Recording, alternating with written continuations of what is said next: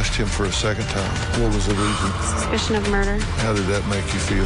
My heart just broke into a million pieces. Dr. Phil's exclusive interview continues.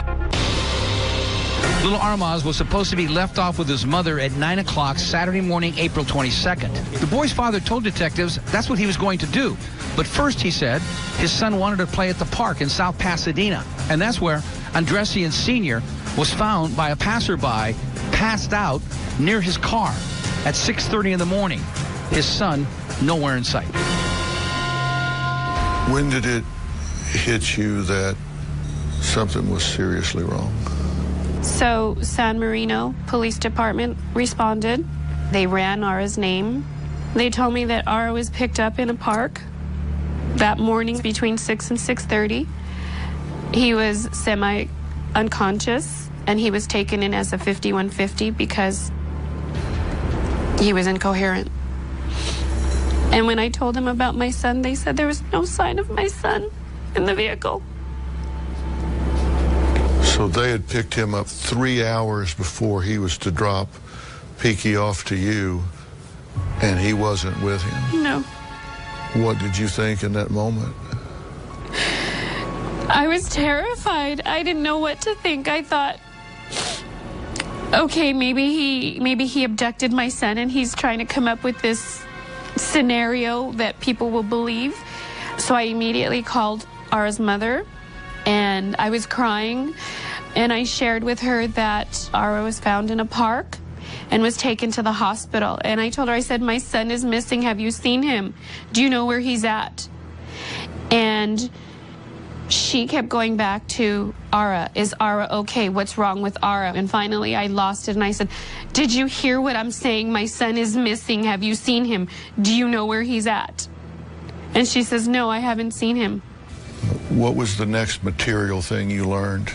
That he wasn't held very long on a psychiatric hold, that he was arrested for child endangerment. Why?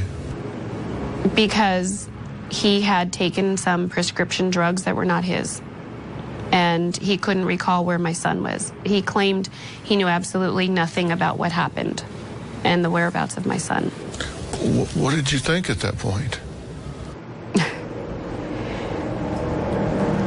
How could he not know?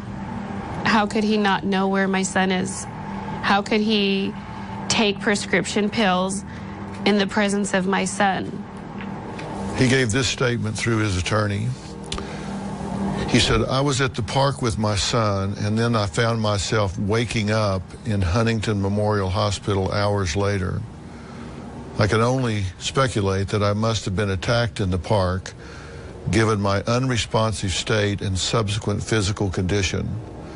My family and I are heartbroken that Aramaz Jr. is missing and may be in harm's way. Is that written by him?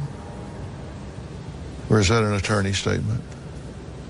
I'm assuming it was his attorney that wrote that. You didn't believe it No. the minute you heard it? No. You pleaded for those that might be concealing your son to come forward.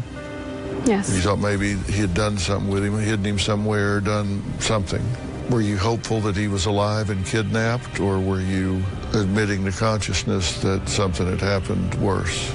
In my heart, I always believed that my son was alive and that Ara had abducted him and was hiding him to get back at me. Never once did I think that a parent would kill their child. When he was released, did you talk to him?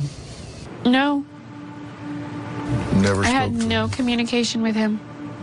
Your son was missing for 72 days. What was that like for you? Absolute devastation. My son's disappearance became a full-time job. Every day I was out